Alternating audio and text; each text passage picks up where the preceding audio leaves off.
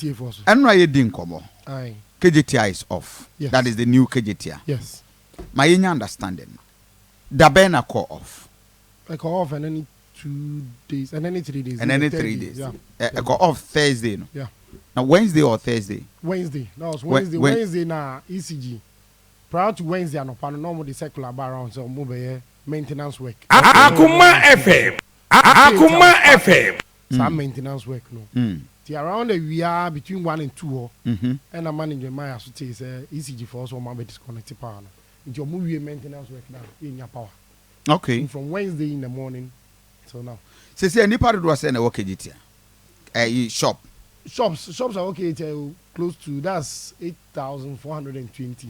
8,420. Nipa do saying and a shop be after nipa me sakra. Okay. Multiply that we are getting to 30,000. 30,000. Yeah. And as we speak, you know, the America say one more mobile na ko saying. Akoma FM. Saying that building 5.2 million Ghana cedis. Yes. It's about 52 billion. Sure. 52 billion sure. old cedis. Sure. I see. And a nipa over 8,000 use 1 meter. Yes. And more than that. More than. Yes. More than is it more than 82 more than 80,000 or 8,000. Besides traders now we use power or KTR. I'm for buying inside use power co. Are they?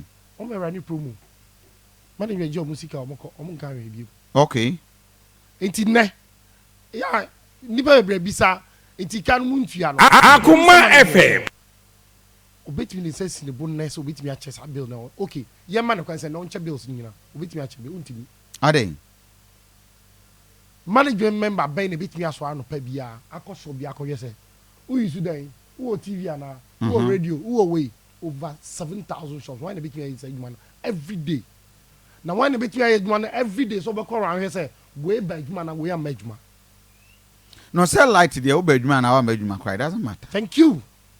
80 semi bejuma 5 days in a month. Maybe we see them 2 kwaya. Na me nyusu kania. Akoma FM. Why do I pay for 26 days? Okay. And then I'll say maybe 5 days per out of 26 days no. I a bedroom no. 21 days mama. Why do you bill me for 21 days? Obia bajomo wababo promotion oko.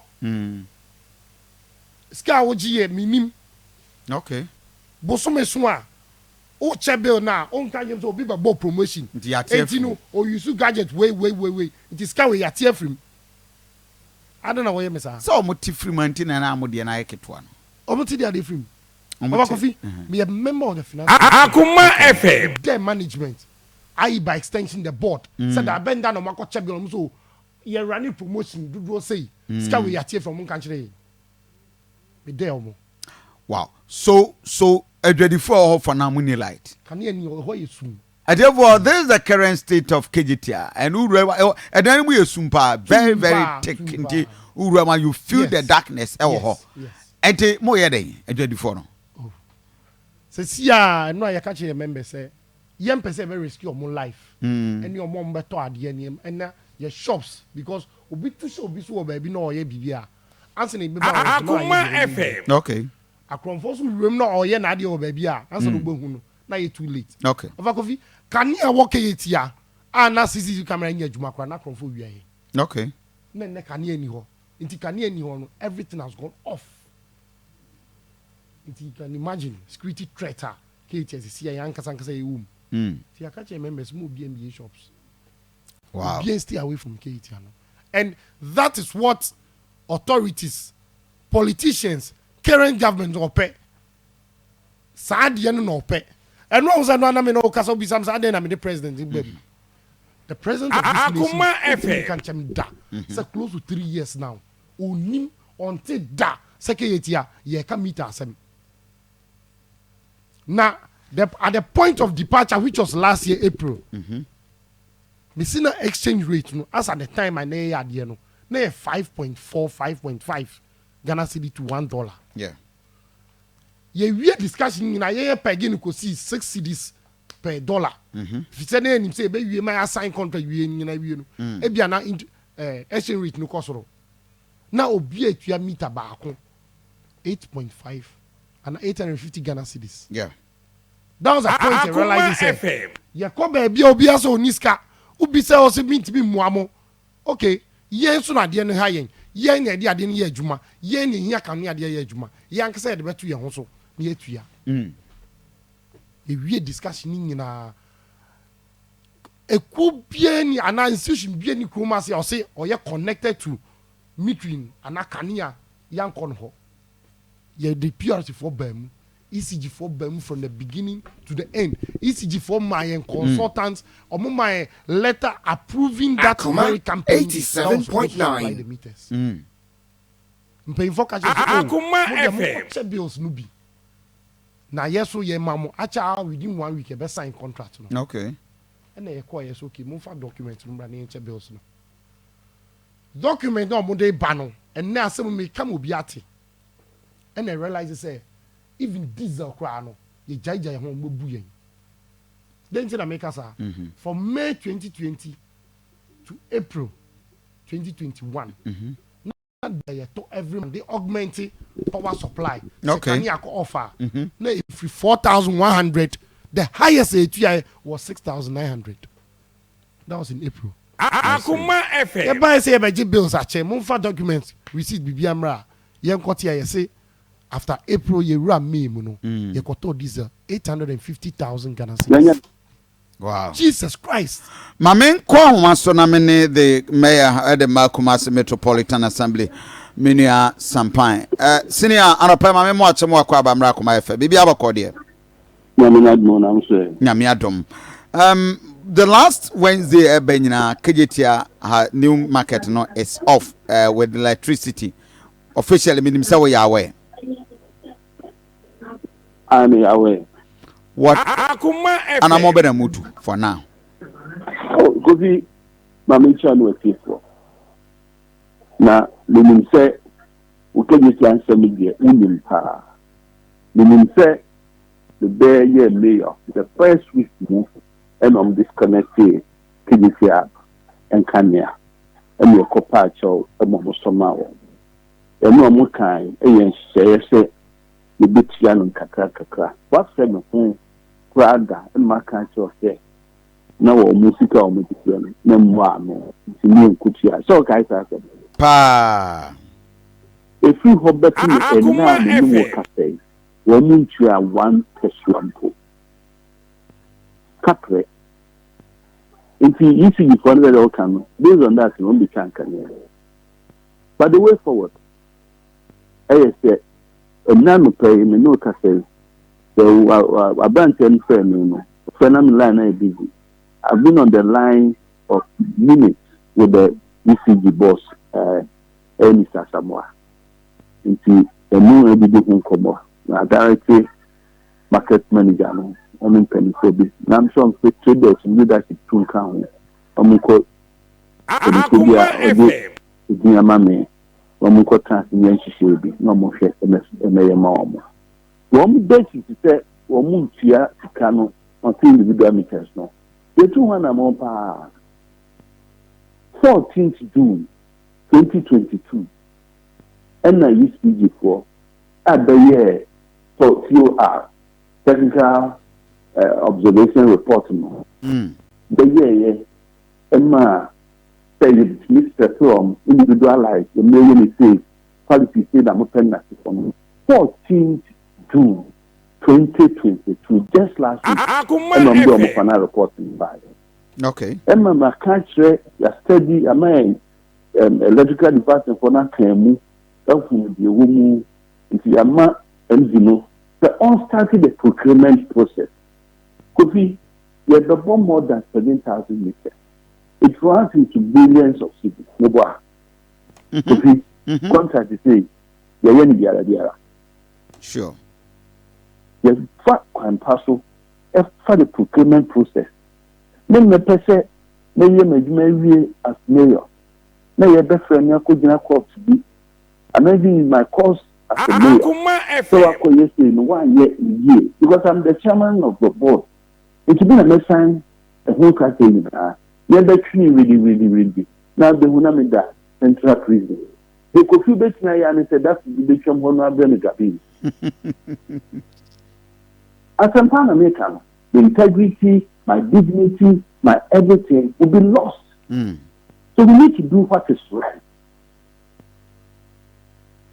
And so I'm going to make sure it wasn't about 5-6 companies, or my expressing interest, or we know about a demonstration. So we open the base, we look at the best person, we offer that Akoma FM. one day, across for you, then you the technical report from ECG for no, and you may not do on their brain. And so that is the way forward now. And to just say, let them know it. It's their responsibility because it means that the Daniel Jesus Christ, and your magic. Not so, Pierre, no, Nikana. You have power because you're the ECG. It's your best friend. When you are seeing and you know, you nipa who fear Muguni from Muchia. So as you speak, you are convinced or China almost light now. We are going to hold discussions with them right now. That is the traders leaders, no, and I ECG for. No, you ECG for traders leaders. Okay. Then you ECG in California, Kwakusia. If you say managing director, offer staff from California, don't for trader groups, no. Good people come on. No, could be more dancing. Okay, Sampai, 1 minute. Engineer Asamoah, Asante Regional ECG boss. Akoma FM. Engineer, anope mame mo ache. Yeah. Yes, asembu ha eso chiame ano. Na asembu ha eso hina no. Asembu ese wo hina no nya chiame. Enti mame mra wo na so. Kejetia makotwa o light.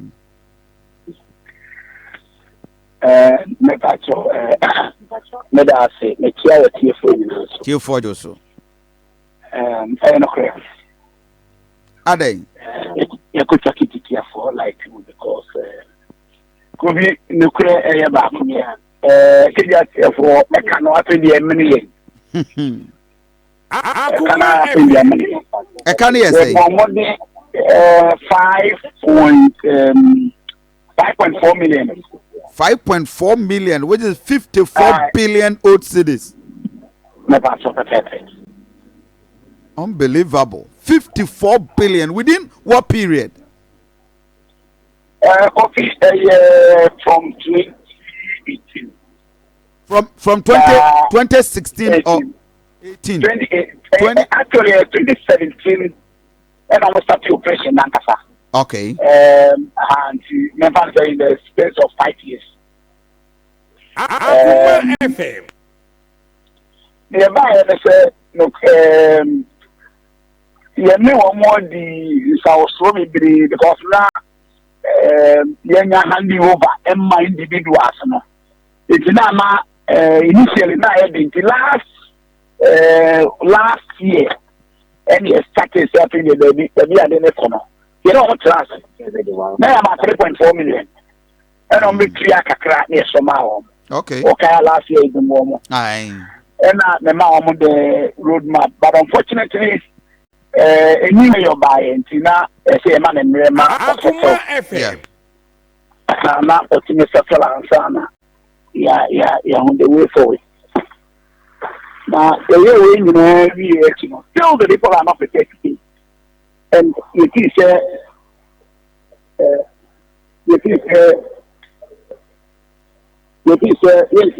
and also and transfer. It's one they are not transfer and normal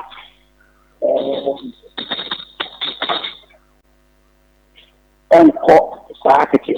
So what we did was that Akoma FM.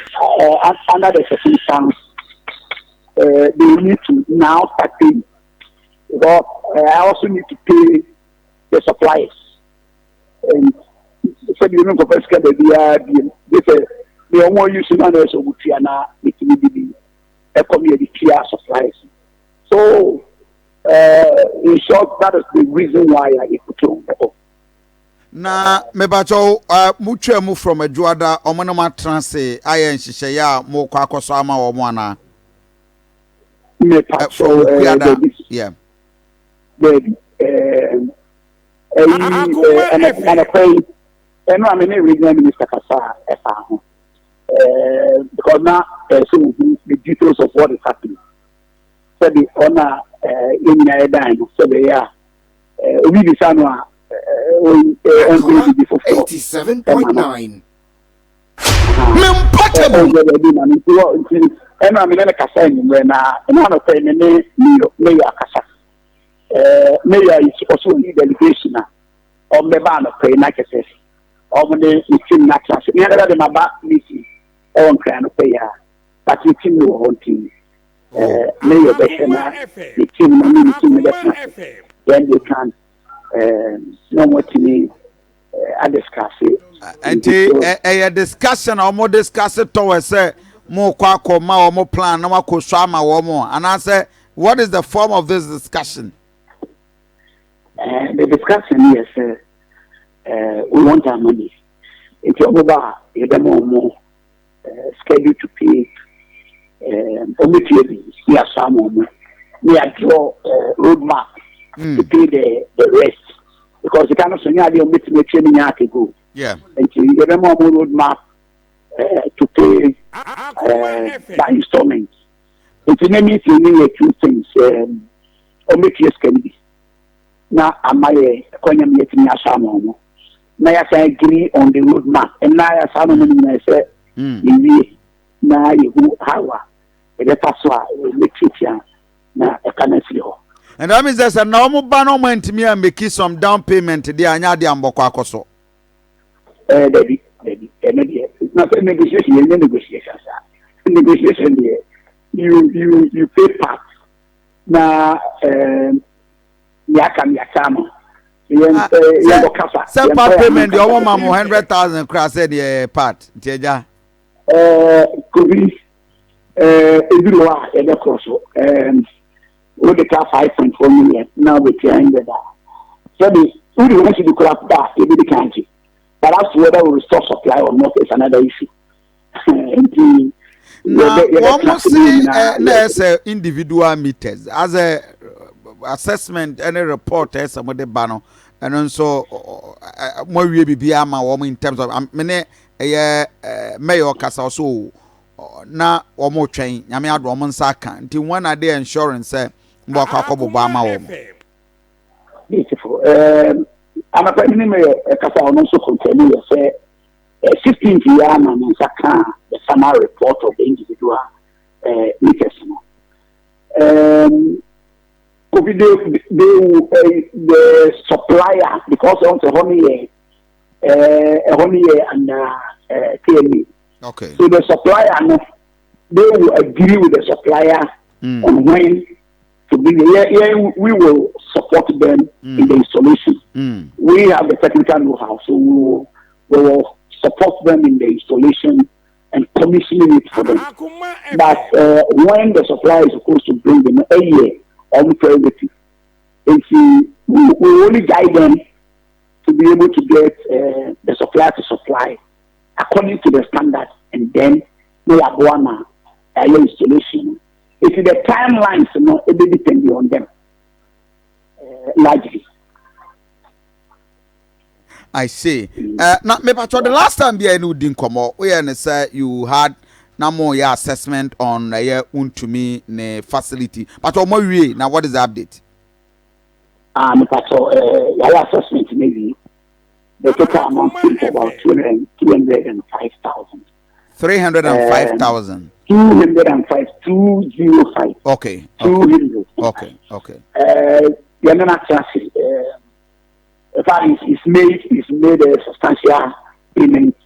Am I restore supply? Any amount payment plan. Okay. It's now going to be fully on supply. Okay. Officially. Yeah. Okay. Engineer, Anope, I am more than grateful. Mijiri say unyubia bebuha but yenya say na it's more than a good opportunity. Mame na wase na you meet one kind. Oba be do abi ne beto. That's a pa. Okay, I think Sampan line no it's off. But Ruby, as a mo pekakra dia management. Upon revelations. Ma management come kwakutua. No, a can I can once in Ziano from 2017. No, all can say. Must start the operation 2017. So he was not specific. Okay. And he ranges that period. Of all say Casado frame mayor. Aye.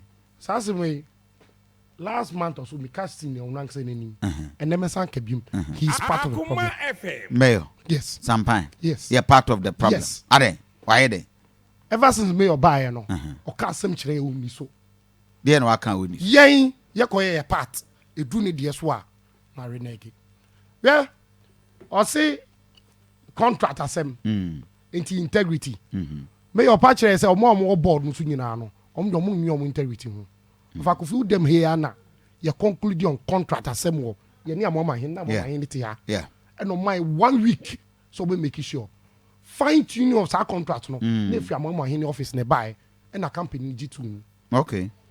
ECG letter here. Our G2 say gamma company and also supply meters by then. No, minimum. On my World Bank project, or Tema East. Or buy no see, Sanya Mani no because of an integrity of Bogu. It's your one multi board, no so no money integrity.